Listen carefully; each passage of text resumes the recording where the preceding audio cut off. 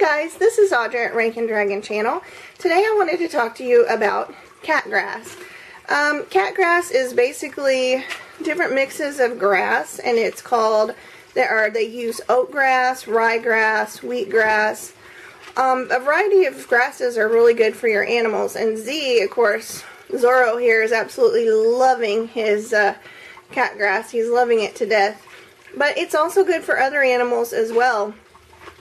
And it's always good to have a mix here because Z's the only cat that I have that really wants to go outside.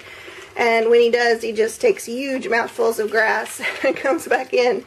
So it's a must to have cat grass for Z here. The other ones seem to not really care whether they get it or not, but he seems to love it. So I want to show you today cat grass, some fun things you can do with it. And this is Z, and he's loving his grass. One note on your cat grass. This is actually after Z has gotten a hold of it and he's loved his grass. I wanted to say that whenever you do sow this, you want to sow it thick to get it as thick as like the bunches that they have at the pet stores. This here is like 2 seed packets full, and they're sowed really thick. The thickness of the container doesn't have to be this thick, but I mean, look at the roots on this. It's insane. Yeah, those roots are crazy. But I would go with at least, if you do it thin, what the roots do is they make like a flat they make like a carpet all the way across. And you can do them that way too, kind of towards the top of the soil, but this is root bound already. I would say go ahead and use at least, this is probably at least a 3, or it's more like a 4-inch container. So I would use this size container at least to put them in and sow it pretty thick. If you want it nice and bushy like it was before my cat ate it. And another trick is, it's more economical. Instead of buying like a seed packet, you can go to like Rural King and get you a big bag of like wheatgrass, oatgrass. They have like huge bags. If you're going to do this for your cats on a regular, or your pets on a regular basis, then go get a giant bag, or you can sometimes buy them by the scoopful there, and it's a lot more economical than buying it, you know, like $1.89 for 1 seed packet. So you don't need a lot of soil, just a light layering of soil over the top of your seeds, and then it should come up just fine. And it's really prolific. It'll just keep coming up as long as you trim it, keep it in a sunny window, and then eventually it will probably get so pot bound that it'll turn like a dry color, and it'll just be done at that point. Hey Sissy, look over here. Sissy, hi.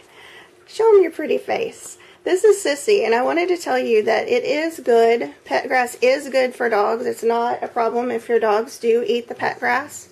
But the thing is, mine usually don't. So your dogs may not show any interest in it. Not interested at all. They may not show any interest in eating the grass because, you know, I guess they do get to go outside, and my little Chewini does eat grass. So they kind of do that on their own. Whenever you go to feed your pet grass to your pets, don't forget that if you have little rodents, like these little Robrowski hamsters, Robo hamsters is what they call them, they like pet grass too. This is Dip, or I'm sorry, this is Dot, and Dip is over there. But don't overlook these guys because they do really love it. Some birds actually hate pet grass also. Ripley's not one of those. Ripley was born after she was taken out of the egg. I hand raised her. She had very little feathers at that point.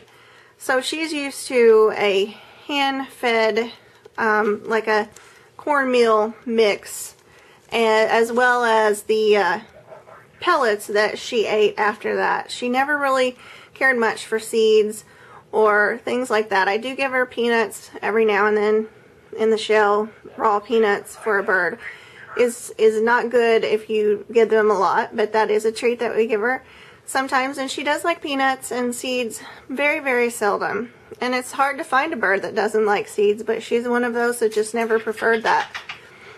And so I do give her some pet grass. She doesn't always take to it. I will always put it in her food dish and just go ahead and I always stick some in there in that corner in her food dish there to give her just a little bit of extra green. Whether she eats it or not, I'm not for sure, but she gets the opportunity anyway. Some birds actually like it. Try it. And my absolute favorite thing to do with cat grass is to have a rat Easter egg hunt. So Benji and Ray Ray are having a fun time here, getting all the Easter eggs out of the basket.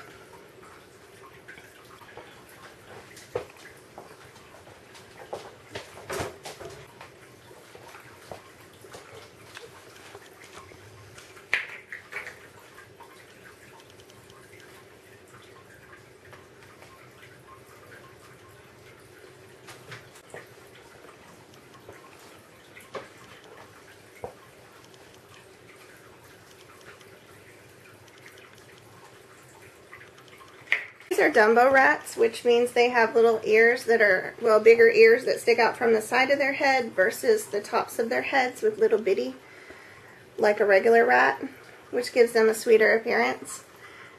And that's Ray Ray on top. He's a beautiful black glossy rat. And Benji is the lighter blue color.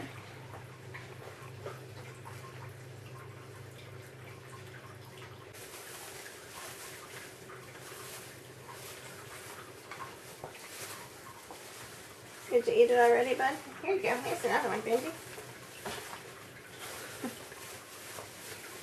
Did you get that one? Yeah, there you go, buddy.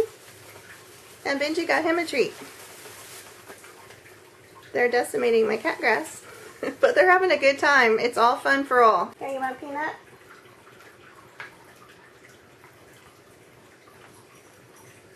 Yeah.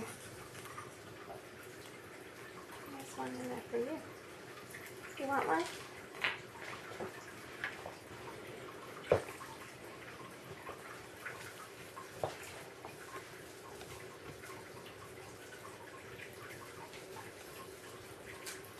What'd you find, Ray?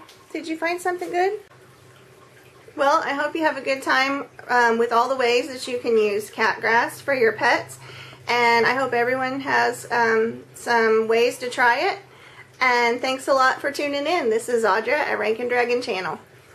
Bye, guys.